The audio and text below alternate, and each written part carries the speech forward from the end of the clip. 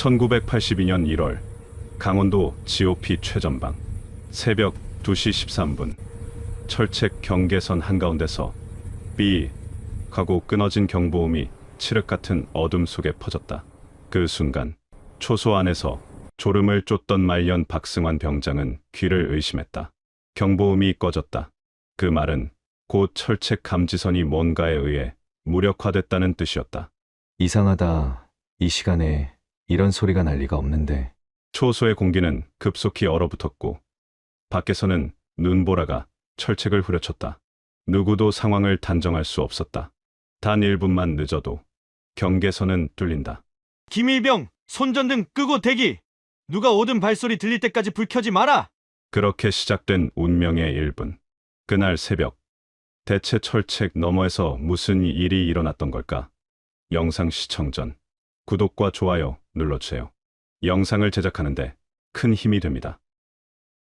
새벽 2시 13분 강원도 고지대 초소 영하 17도의 한기가 콘크리트 벽면을 타고 스며들어왔다. 철제 난로에서 나오는 미약한 열기마저 차가운 공기에 금세 희석되어 버렸다. 박승환 병장님은 나무 의자에 기대어 졸고 있던 중이었다. 손목시계의 야광 숫자가 희미하게 빛났다.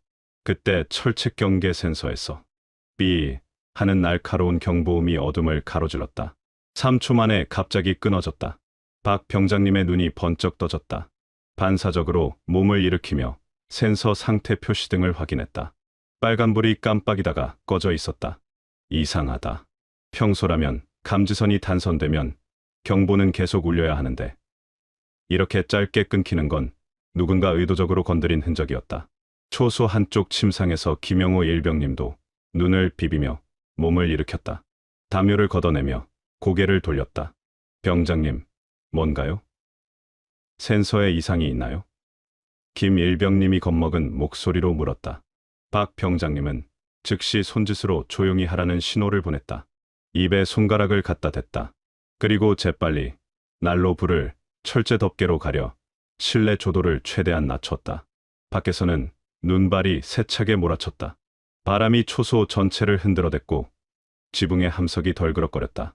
하지만 그 자연스러운 소음 사이로 뭔가 부자연스러운 소리가 섞여 들어왔다. 철컥, 철컥, 금속끼리 부딪히는 소리였다. 동물이 철책에 걸린 소리라기엔 너무 규칙적이고 인위적이었다. 박 병장님은 관측창 옆으로 몸을 숨기고 틈새로 밖을 내다봤다. 철책 라인 쪽에서 희미한 그림자 하나가 움직이는 것 같았다. 눈보라 때문에 윤곽이 흐릿했지만 분명 뭔가 있었다. 움직임이 있었다. 김 일병님, 쌍안경 가져와. 조용히. 네, 병장님. 김 일병님이 발걸음을 최대한 죽이며 장비함으로 다가갔다. 금속 덮개를 살살 열고 쌍안경을 꺼내 건넸다. 박 병장님은 떨리는 손으로 쌍안경을 받아들었다. 렌즈를 눈에 대고 초점을 맞췄다. 시야에 잡힌 건 철책을 따라 움직이는 검은 형체였다. 사람이었다. 그것도 한 명이 아니라 2명이었다. 군복 비슷한 옷을 입고 있었지만 아군의 것과는 달랐다. 모자 모양이 확실히 달랐다. 어깨에 무언가를 메고 있었고 손에는 절단기 같은 도구를 들고 있었다. 박 병장님의 심장이 요동치기 시작했다. 등줄기로 식은땀이 흘러내렸다. 이건 침투자다. 저기야. 김 일병님도 교대로 쌍안경을 받아 확인했다. 얼굴이 하얗게 질렸다. 손이 덜덜 떨렸다. 병장님, 저희가 어떻게 해야 할까요? 박 병장님은 침을 한번 크게 삼키고 무전기 쪽으로 손을 뻗었다. 하지만 그 순간 밖에서 또 다른 소리가 들려왔다. 철책을 자르는 듯한 지지직 하는 금속 절단음이었다. 시간이 없었다. 상황이 급박하게 돌아가고 있었다. 김 일병님, 지금 당장 중대본부에 비상연락해. 나는 경계 태세 갖춘다. 네, 알겠습니다. 김 일병님이 무전기를 잡으려는 그 순간이었다. 초소 밖 10m 지점에서 뚜렷한 발소리가 났다. 눈을 밟는 소리. 침투자들이 철책을 뚫고 들어오고 있었다. 박 병장님은 소총 안전장치를 풀었다.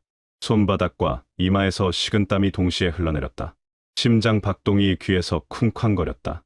이제 정말 시작이었다. 1982년 당시 GOP 경계는 지금보다 장비가 훨씬 열악했다. 철책 감지선은 단순한 접촉식이어서 눈이 쌓이면 오작동이 잦았다. 바람에 흔들리는 나뭇가지만 스쳐도 경보가 울렸고 야생동물이 지나가도 센서가 반응했다. 야간 투시경도 1세대 구형 장비여서 빛 번짐이 심했고 해상도가 떨어졌다. 특히 눈이 내리는 날에는 거의 쓸모없었다. 박승환 병장님은 입대한 지 22개월째였다. 휴가를 한 달 앞둔 말년 병장이었지만 중대에서는 경계 근무 제일 정확한 병장으로 알려져 있었다. 그는 경상북도 안동 출신으로 어릴 때부터 산에서 자란 덕분에 작은 소리 변화도 잘 구분했다. 밤의 멧돼지 소리와 사람 발소리를 구별할 줄 알았다. 초소에는 박 병장님과 신참에 가까운 김영호 일병님 단 2명뿐이었다. 김 일병님은 입대한 지 겨우 4개월째였다. 부산 출신으로 도시에서 자란 탓에 산골 소리에 익숙하지 않았다.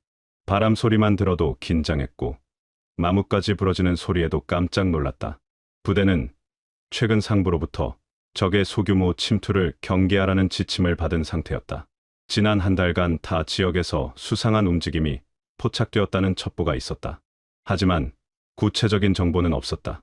언제, 어디서, 몇 명이 올지 아무도 몰랐다. 기상 악화로 감시 장비 성능이 현저히 떨어진 상황이었다. 레이더는 눈보라 때문에 잡음이 심했고 적외선 카메라는 온도차가 적어 제대로 작동하지 않았다. 통신망도 불안정했다. 초소 주변 지형은 협곡 형태였다. 양쪽이 높은 산으로 막혀 있어 바람이 몰려들면서 소음을 증폭시켰다. 평상시에도 바람 소리가 심했는데 눈까지 내리면 20m 앞도 보이지 않았다. 적이 접근해도 발견하기 어려운 최악의 조건이었다. 중대장님은 현재 다른 초소들을 순찰 중이었다. 무전으로 연락은 가능하지만 직접 도착하기까지는 최소 30분이 걸렸다. 이런 환경에서 센서 단선과 경보음 단절은 명백한 이상 신호였다. 박 병장님은 다시 한번 망원경을 들어 올렸다. 하지만 눈보라 때문에 렌즈의 습기가 차서 초점이 잡히지 않았다. 손으로 렌즈를 닦아봤지만 소용없었다. 그의 머릿속엔 하나의 문장이 떠올랐다. 이 정도 소리면 바로 앞 철책이다. 김 일병님은 무전기를 잡고 있었지만 손이 너무 떨려서 주파수를 맞추지 못하고 있었다. 병장님, 무전기 주파수가 어떻게 되죠? 침착해. 김 일병님. 채널 3번으로 맞춰. 박 병장님이 낮은 목소리로 지시했다. 상황은 점점 심각해지고 있었다. 밖에서는 여전히 수상한 소리가 들려왔다. 이제는 2명의 목소리도 희미하게 들렸다. 외국어 같았다. 박 병장님은 확신했다. 적이다. 초소 외곽 30m 지점에서 철책이 미세하게 흔들리는 모습이 포착됐다. 박승환 병장님은 쌍안경을 다시 눈에 댔다.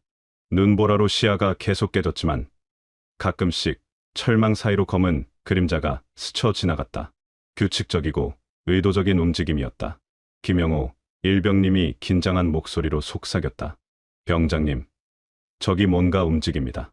사람 같은데요. 박 병장님은 재빨리 손을 들어 조용히 하라는 신호를 보냈다. 그리고 자신도 숨을 죽인 채 귀를 기울였다. 철망이 가볍게 떨릴 때마다 뭔가가 그 사이를 누르듯 통과하려는 소리가 들렸다. 끼, 금속이 구부러지는 소음이었다. 이건 멧돼지나 노루 같은 짐승이 아니었다. 야생동물은 저런 방식으로 철책을 눌러서 통과하려 하지 않는다. 보통은 구멍을 찾거나 아래쪽을 파고 들어간다. 하지만 저 움직임은 명백히 도구를 사용해서 철망을 벌리려는 시도였다. 박 병장님은 즉시 무전기를 들어 중대본부의 상황을 보고하려 했다. 여기는 7번 초소, 여기는 7번 초소. 철책 라인의 수상한 움직임 포착, 침투 시도로 보임. 응답하라. 하지만 갑자기 무전기에서 치직치직 하는 잡음만 나올 뿐 제대로 송신되지 않았다.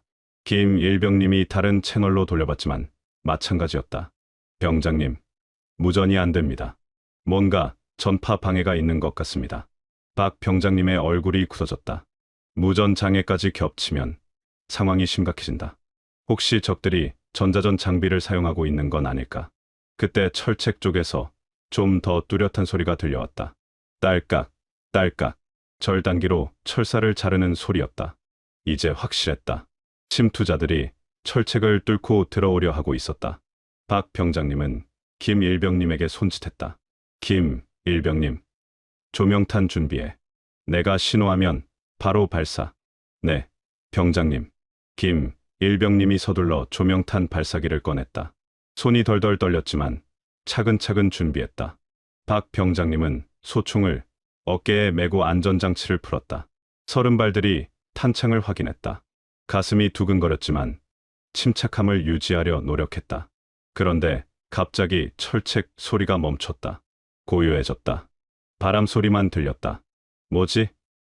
박 병장님이 다시 쌍안경을 들었다. 철책 라인을 따라 좌우로 시선을 움직였다. 아무것도 보이지 않았다. 침투자들이 사라진 건가? 아니면 다른 곳으로 이동한 건가? 김 일병님도 불안한 표정으로 밖을 내다봤다. 병장님, 어디로 간 걸까요? 그때였다. 초소 뒤쪽에서 발소리가 들렸다. 눈을 밟는 소리. 침투자들이 철책을 우회해서 다른 지점으로 들어온 것 같았다. 박 병장님은 재빨리 뒤쪽 관측창으로 이동했다. 초소 후방 50m 지점에서 두 개의 그림자가 움직이고 있었다. 이미 철책 안쪽으로 들어와 있었다. 이미 뚫고 들어왔다. 박 병장님은 즉시 결정을 내렸다. 무전이 안 되면 직접 대응해야 한다. 김 일병님, 지금 조명탄 쏴. 네. 김 일병님이 조명탄을 하늘로 발사했다. 하늘에서 하얀 빛이 터지며 주변이 환하게 밝아졌다. 그 순간 침투자 2명의 모습이 선명하게 드러났다. 군복을 입고 있었지만 아군 것이 아니었다. 어깨에 배낭을 메고 손에는 자동소총을 들고 있었다. 이상 징후는 이제 현실이 됐다. 초소 안의 긴장감은 극도로 치솟았다. 박승환 병장님이 무전기 채널을 하나씩 돌려가며 다시 시도했다. 여기는 7번 초소. 중대본부 응답하라. 여기는 7번 초소. 하지만 송신음은 계속 잡음 뿐이었다.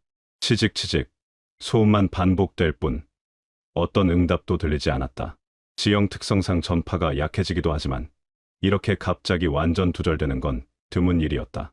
평소에도 날씨가 나쁘면 통신이 불안정했지만 아예 안 되는 경우는 없었다. 눈보라는 점점 심해져 시야는 10m로 좁아졌다. 초소 창밖으로는 하얀 눈만 휘몰아쳤다. 바람이 더욱 거세져서 초소 전체가 흔들렸다. 지붕의 함석이 요란하게 떨렸다.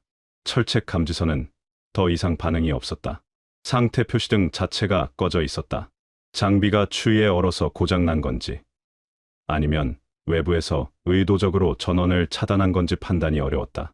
박 병장님은 무전기를 내려놓고 장비함을 뒤졌다. 예비 배터리를 꺼내 교체해봤지만 결과는 마찬가지였다. 김영호 일병님은 불안한 표정으로 계속 밖을 내다보고 있었다. 손이 덜덜 떨렸다. 병장님, 혹시 저 사람들이 적입니까? 정말 침투자들인가요? 김 일병님의 목소리에는 공포가 섞여 있었다. 박 병장님은 침착함을 유지하며 단호하게 답했다. 김 일병님, 아직 성급하게 판단하지 마십시오. 하지만 만약의 상황에 대비해서 준비는 해야 합니다. 박 병장님 역시 속으로는 확신하고 있었다. 조명탄에 드러난 2명의 정체성이 의심스러웠다.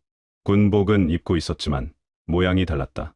무엇보다 이 시간에 저런 식으로 철책 근처를 돌아다닐 이유가 없었다. 그때 초소 뒤편의 고지 능선에서 희미한 불빛 같은 것이 반짝였다가 사라졌다. 손전등 불빛 같았다. 1초도 안 되는 짧은 순간이었지만 분명히 봤다. 박 병장님은 쌍안경을 들어 뒤쪽 능선을 살폈다. 하지만 다시는 불빛이 보이지 않았다. 김 일병님, 뒤쪽 능선 쪽도 확인해 보십시오. 네, 병장님. 김 일병님이 다른 쌍안경으로 후방을 관찰했다. 몇 분간 지켜봤지만 별다른 움직임은 포착되지 않았다. 지원군은 없었다. 중대장님은 아직 순찰 중이었고 무전도 되지 않으니 언제 도착할지 알 수 없었다. 다른 초소들과의 연락도 끊긴 상태였다. 상황은 꼬일 대로 꼬여 있었다. 박 병장님은 숨을 한 번 길게 들이마시고 내쉬었다. 가슴이 두근거렸지만 침착함을 유지해야 했다. 옆에 있는 김일병님이 더 당황하고 있으니 자신이 흔들리면 안 됐다. 이제 남은 건 직접 나가서 확인하는 것뿐이었다. 초소에만 있으면 상황 파악이 어렵다. 적이 얼마나 되는지, 어떤 무기를 가지고 있는지, 목적이 무엇인지 알아야 대응할 수 있다. 김일병님, 제가 밖으로 나가서 상황을 확인해 보겠습니다. 병장님, 너무 위험하지 않을까요? 위험하지만 다른 방법이 없습니다. 김일병님은 여기서 무전 연결을 계속 시도해 보십시오. 박 병장님은 방한복 지퍼를 끝까지 올리고 털모자를 깊숙이 눌렀었다. 소총을 어깨에 맸다. 탄창을 한 번 더 확인했다.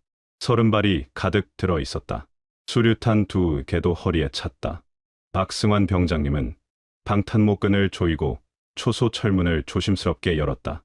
차가운 바람이 틈새로 터져 들어오며 얼굴을 후려쳤다. 영하 17도의 살을 애는 추위였다. 이런 악천후에서 초소 밖으로 나가는 건 사실상 자살행위에 가까웠다. 하지만 철책 바로 앞에 이상음을 직접 확인하지 않으면 전체 경계선이 뚫릴 수 있었다. 김일병님, 후방 경계 유지하십시오. 절대 불 켜지 마시고 무전 연결 계속 시도하십시오. 네, 병장님, 조심하십시오. 김영호, 일병님의 목소리가 떨렸다. 박 병장님은 깊게 숨을 들이마시고 눈보라 속으로 몸을 밀어 넣었다. 첫 발을 내디디는 순간 무릎까지 푹 빠졌다. 발 및 눈은 허벅지까지 차올랐고 한 걸음씩 내디딜 때마다 체력이 급격히 소모됐다. 숨을 들이쉴 때마다 폐가 얼어붙는 것 같았다. 입김이 즉시 얼어서 방탄모 챙에 달라붙었다. 철체까지는 25m였지만 이 눈 속에서는 100m처럼 멀게 느껴졌다. 그는 손전등을 켜지 않고 오직 감각으로만 방향을 잡았다. 불빛을 켜면 자신의 위치가 노출된다. 10m쯤 나아갔을 때 바람이 더욱 거세게 몰아쳤다. 서 있기조차 힘들었다. 고개를 숙이고 소총을 가슴에 바짝 끌어안았다. 눈발이 얼굴을 때려서 앞을 제대로 볼 수 없었다. 하지만 계속 전진했다. 15m 지점에서 뭔가 이상한 냄새를 맡았다. 담배 냄새였다. 이 추위에 담배를 피울 사람은 경계 근무자가 아니다. 아군이라면 절대 이런 곳에서 흡연하지 않는다. 박 병장님의 온 신경이 곤두섰다. 20m 지점에 도착했을 때 철망 아래에서 무엇인가가 스르륵 움직이는 소리를 들었다. 금속이 구부러지는 소리, 그리고 낮은 목소리로 뭔가 대화하는 소리도 들렸다. 외국어였다. 그 순간 박 병장님은 확신했다. 저건 사람이다. 그것도 적이다. 심장이 미친 듯이 뛰었다. 손에서 식은땀이 났지만 추위 때문에 금세 얼어붙었다. 그는 몸을 최대한 낮추고 철책 쪽으로 조심스럽게 접근했다. 5m 더 가까이 갔을 때 드디어 침투자들의 모습을 확인할 수 있었다. 2명이었다. 한 명은 철망을 절단하고 있었고 다른 한 명은 주변을 경계하고 있었다. 군복 모양이 확실히 달랐다. 모자도 아군 것과 전혀 달랐다. 그들이 사용하는 절단기는 우리가 쓰는 것보다 훨씬 정교해 보였다. 소음도 거의 나지 않았다. 전문 장비였다. 박 병장님은 소총 안전장치에 손을 올렸다. 하지만 그 순간 경계를 서던 침투자가 고개를 돌렸다. 박 병장님과 눈이 마주쳤다. 서로 2초간 정지했다. 시간이 멈춘 것 같았다. 침투자가 입을 벌려 뭔가 소리치려는 순간 박 병장님이 먼저 움직였다. 멈춰. 박 병장님이 소총을 겨누며 외쳤다. 하지만 침투자들은 즉시 철망 안쪽으로 몸을 던졌다. 이미 구멍이 충분히 뚫려 있었다. 박 병장님은 급히 무전기를 꺼냈다. 김일병님. 적 침투 확인. 적 침투 확인. 하지만 문보라와 바람 소리 때문에 김일병님에게 목소리가 제대로 전달되지 않았다. 게다가 침투자들이 이미 철책 안쪽으로 들어와 버렸다. 이제 그들과 박 병장님 사이에는 아무 장애물이 없었다. 살아있는 위험이 바로 앞에 있었다. 이 순간이 박 병장님의 기억 속에 영원히 남게 될 장면이었다. 철책 앞에 도착한 박승환 병장님은 눈을 손등으로 비비며 바닥을 자세히 살펴봤다. 발자국 흔적을 찾으려 했지만 눈이 계속 내려서 금세 덮여버렸다. 그때 철망 아래쪽 눈더미 사이에서 사람 손처럼 보이는 실루엣이 미세하게 움직였다. 처음에는 바람에 흔들리는 나뭇가지인 줄 알았다. 하지만 움직임이 너무 의도적이었다. 박 병장님은 곧바로 M16 소총을 어깨에 올리고 조준했다. 안전장치를 풀고 낮은 목소리로 경고했다. 정지하십시오. 누구십니까? 움직이면 사격합니다. 목소리가 바람에 섞여 울렸다. 그러자 뜻밖에도 그 실루엣이 뒤로 밀려나며 어둠 속으로 사라져버렸다. 적이라면 반격을 하거나 엄폐물을 찾았을 텐데 그냥 물러났다. 박 병장님은 그 찰나의 반응에서 이상함을 느꼈다. 적의 침투가 아니라 다른 무엇일 가능성이 있었다. 철책 인근을 헤매던 실종된 산행자일 수도 있었다. 최근 폭설로 민간인 등산객이 한 명 실종됐다는 소식을 들었던 기억이 났다. 며칠 전 중대장님이 브리핑에서 언급했었다. 60대 남성이 등산하러 왔다가 연락이 끊겼다고 했다. 그리고 박 병장님의 가슴이 철렁 내려앉았다.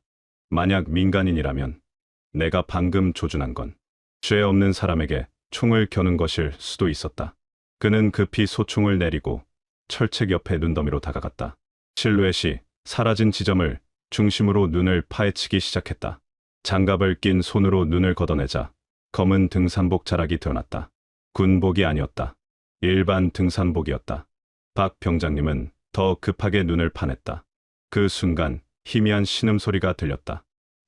아, 살려주세요. 너무 추워요. 약하고 떨리는 목소리였다.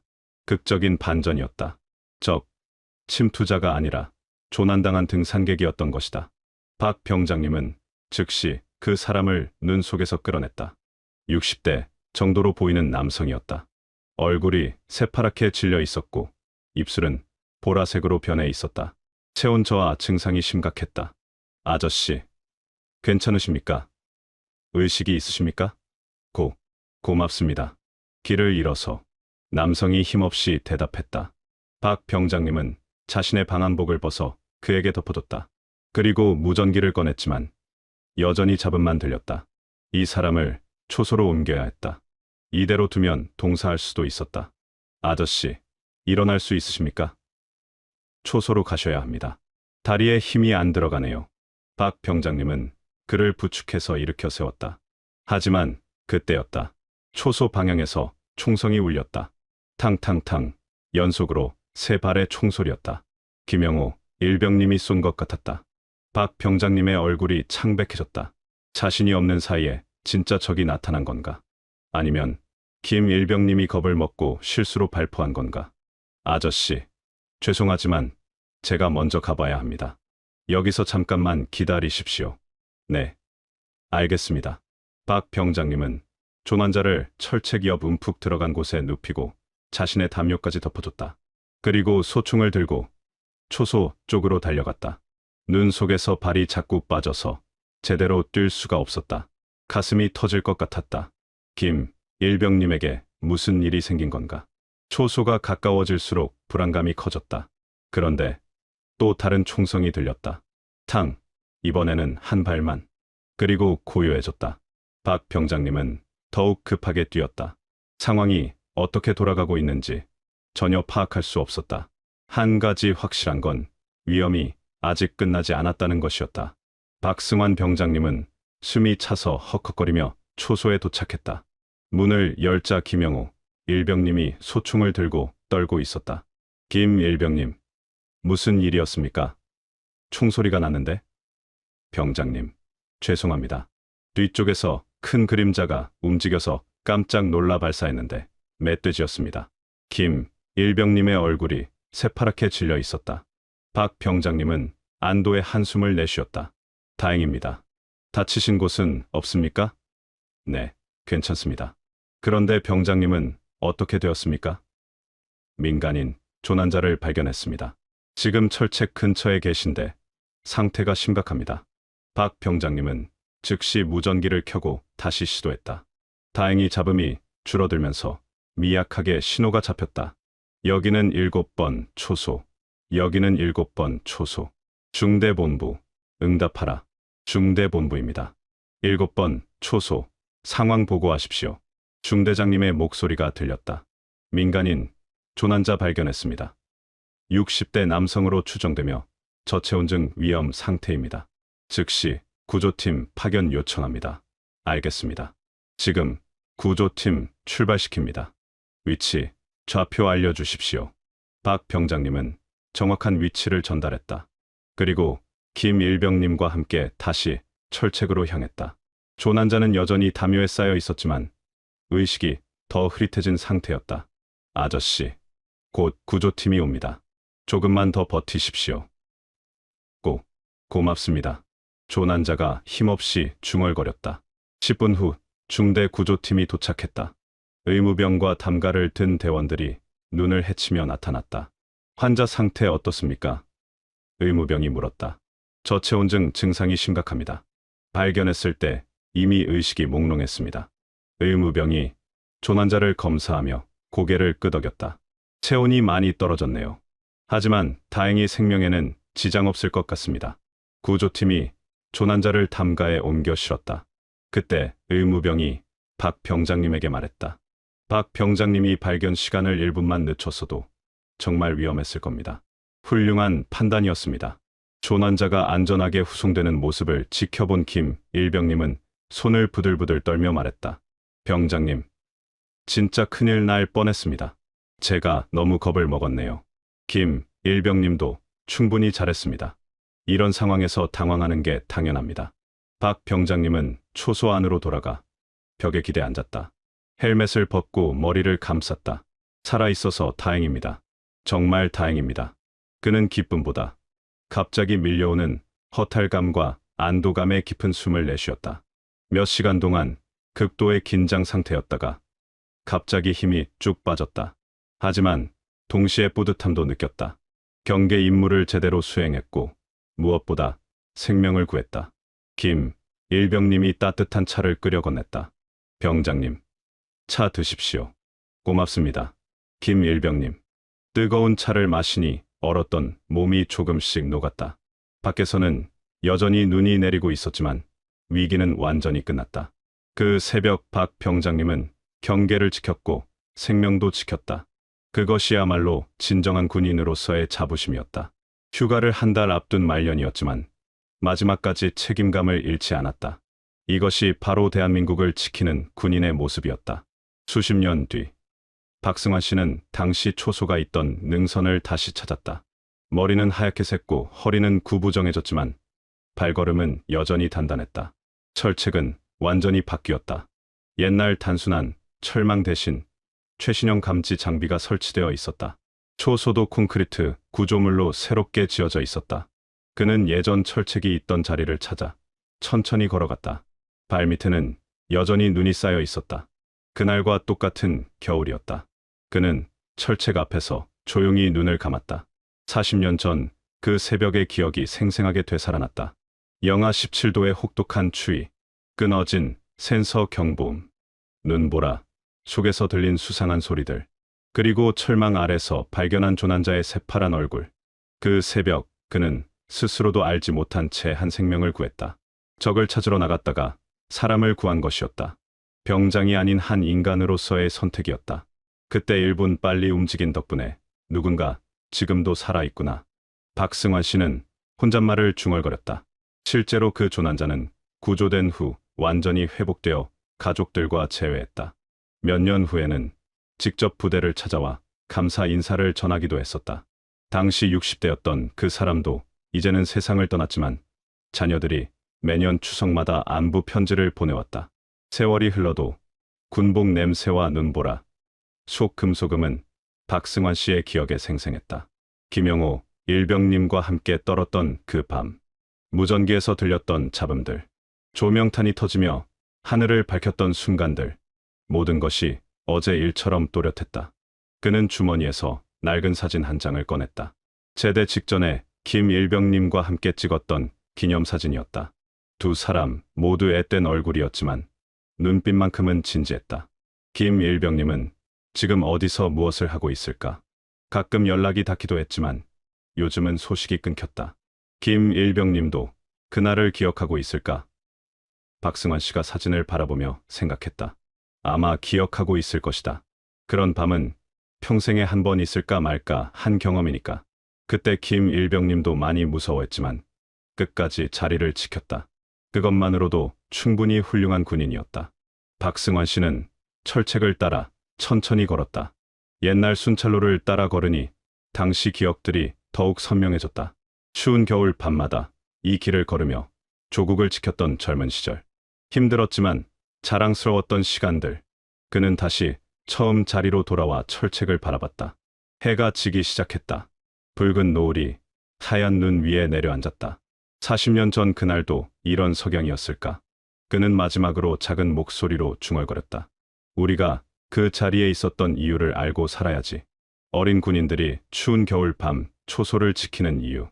가족도 친구도 없는 외로운 산골에서 묵묵히 버티는 이유. 그것은 단순했다. 누군가를 지키기 위해서였다. 기록되어야 할 이유도 단순했다. 그날의 1분이 한 생명을 살렸기 때문이었다. 박승환 씨는 깊은 인사를 하고 돌아섰다. 발걸음이 무거웠지만 마음은 가벼웠다. 40년 만에 다시 찾은 그 자리에서 그는 자신의 청춘이 헛되지 않았음을 확인했다. 오늘 영상이 좋으셨다면 구독, 좋아요, 알림 설정 부탁드립니다. 감사합니다.